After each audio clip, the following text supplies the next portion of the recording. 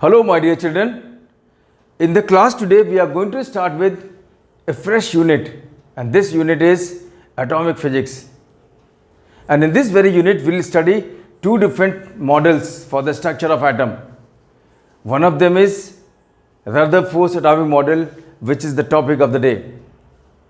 So this model, which is Rutherford's atomic model, is based on a very famous alpha scattering experiment. What is this experiment? Children, in this experiment, alpha particles, which are nothing but helium nucleus, they are bombarded upon a thin sheet of gold. So when alpha particles fall upon a thin sheet of gold, what happens? What happens is shown here. This is an atom of gold. And what happens when alpha particles fall upon a thin sheet of gold? Most of the alpha particles move across undeviated, and these particles are nearly 98%. So 98% of the particles, alpha particles, move without deviation. Very few of the alpha particles, nearly 2% of the alpha particle, they are deflected at different angles.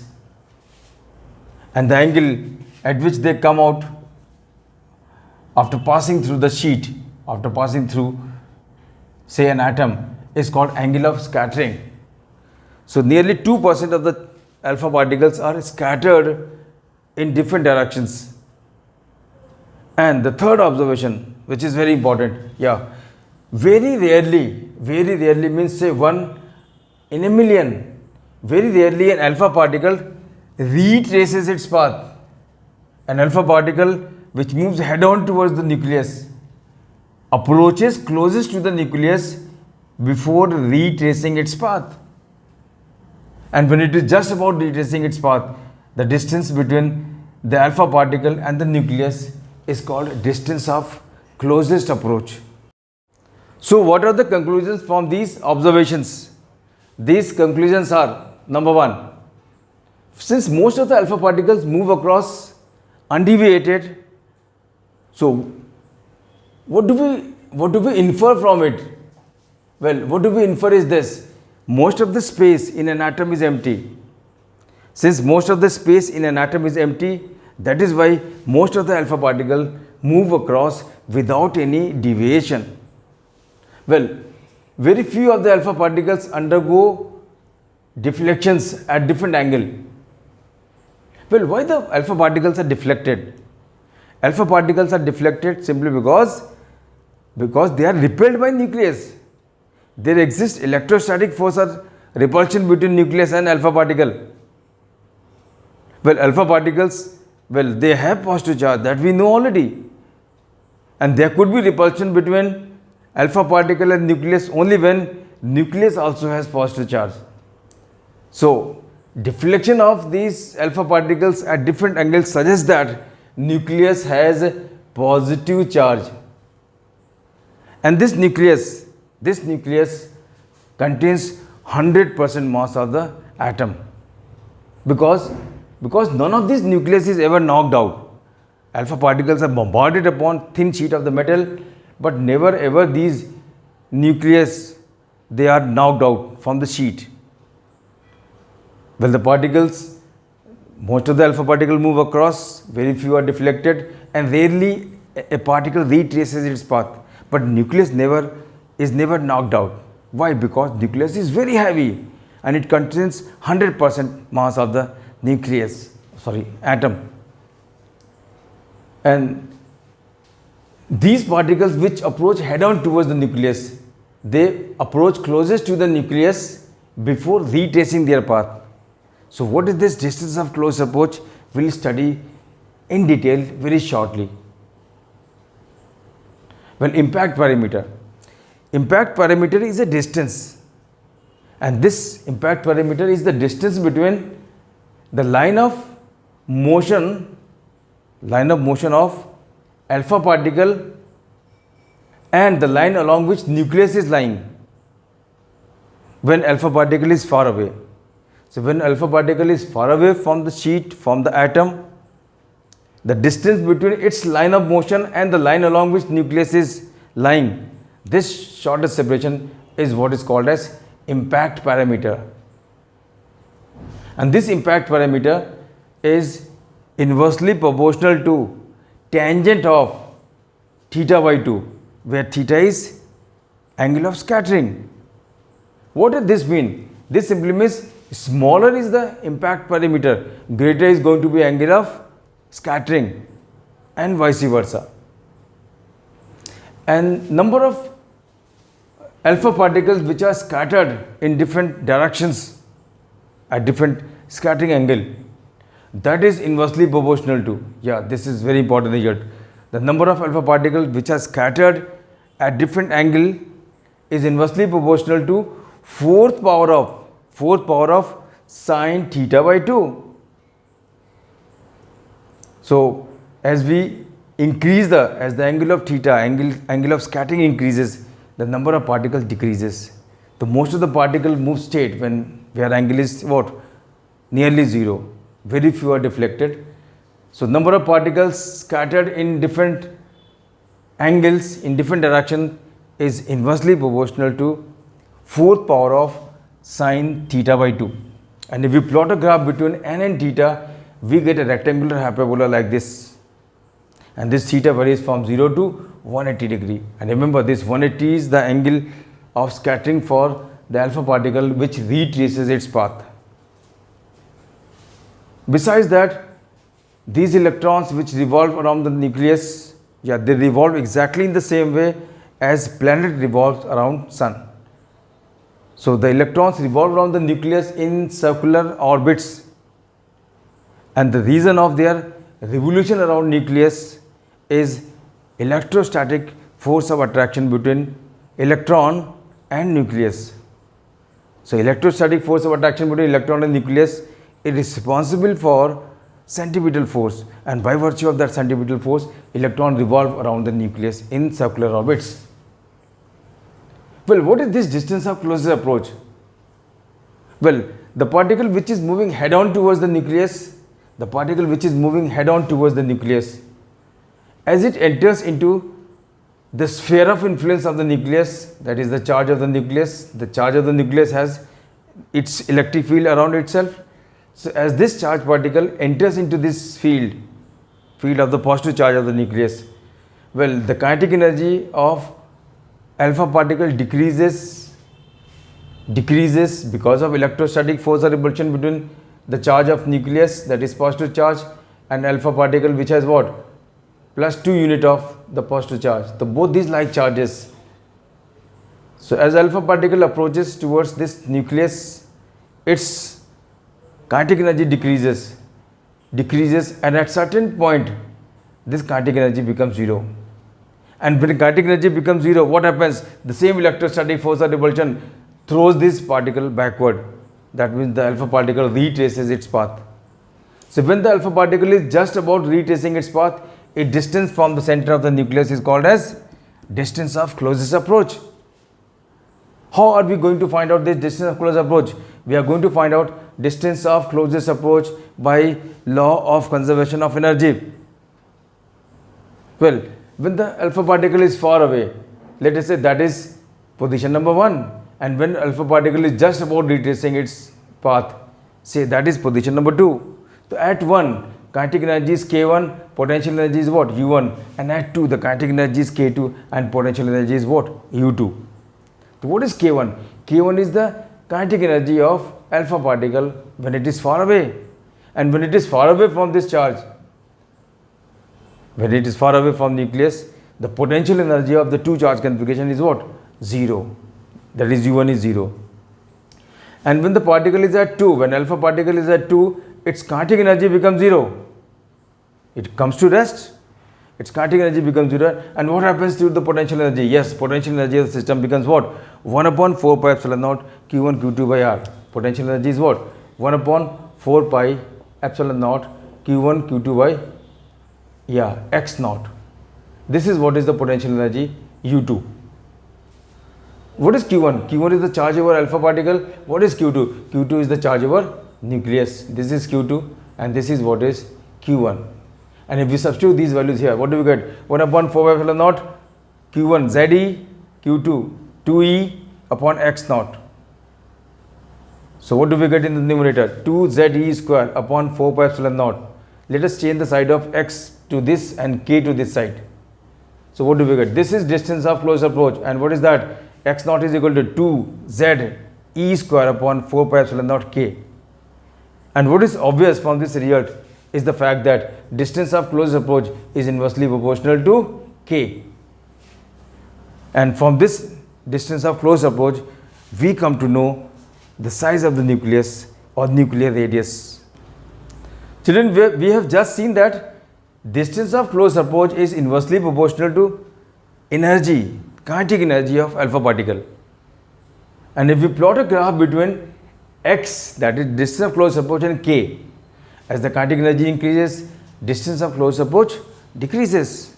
If the speed or the energy of alpha particle is greater, it will penetrate deeper into this field of the nucleus, the field of the charge of the nucleus, and smaller would be the distance of closed approach.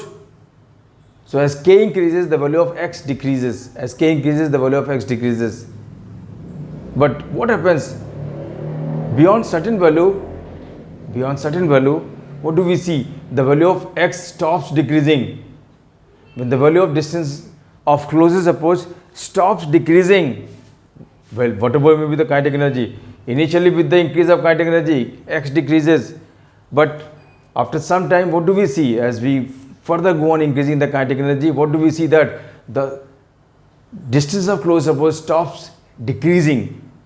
When distance of closed approach starts decreasing, well, that simply means we have just arrived, we have reached over the surface of the nucleus. We have reached over the surface of the nucleus, nearly reached, and beyond that there is no space for the alpha particle to move. So what happens? This constant distance of close approach gave us the very first time the idea of the radius of the nucleus. So what is nuclear radius? Is obtained from this distance of close approach. This constant value of distance of close approach is nothing but the radius of the nucleus. So we had the idea of nucleus, nuclear radii, by this concept, that is concept of distance of closest approach. Well, we have just seen that this Rutherford model tells us almost everything we know about an atom today. But there were two very important and major drawbacks, and by virtue of these drawbacks, this model was rejected. So what are these two drawbacks of Rutherford model? Well, the very first drawback is Rutherford atom is unstable. Why is Rutherford atom unstable? We know that every atom is stable in this universe. Had the atom not been stable, what would happen?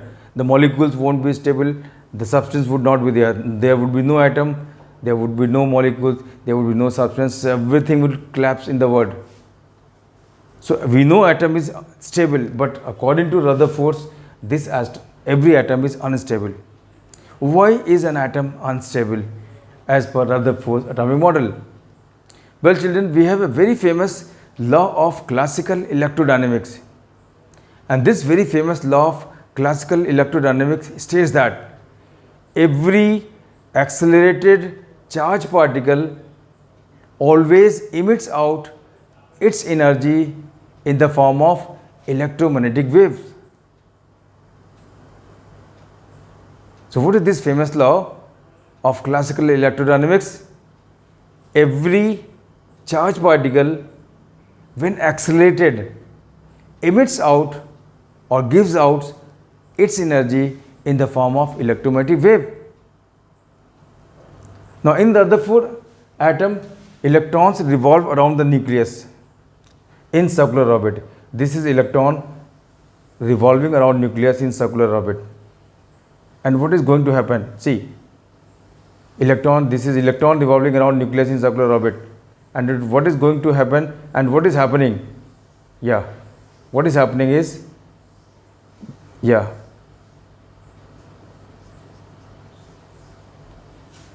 When electrons revolve around nucleus in circular orbit, well, the motion of electron is what? Accelerated. And what is the acceleration? Centripetal acceleration.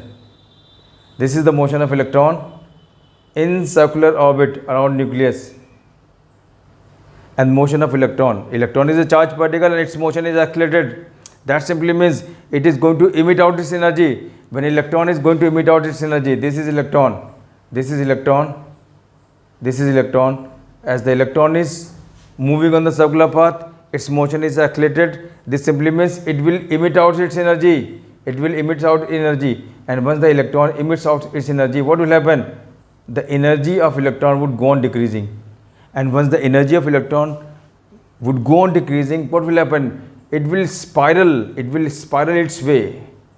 It will spiral its way into the nucleus and fall into the nucleus.